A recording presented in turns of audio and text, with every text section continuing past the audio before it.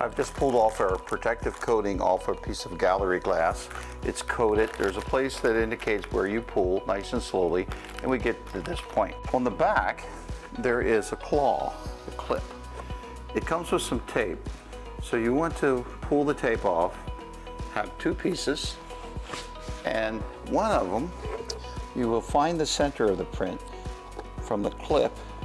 That's there. The second piece of tape you use after you find your location. Don't worry about being level, it will level itself. We like that point.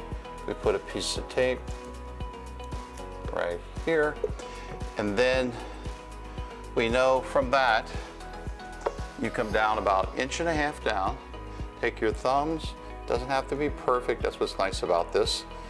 Push your clip in, pull your tape off. You want to make sure that the clip is nice and flat.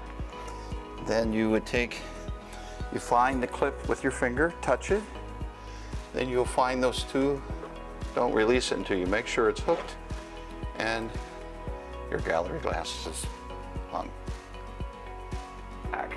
What's nice about the gallery glass and its proprietary hook system, which is just a hook, is you can use this claw and relocate it very easily.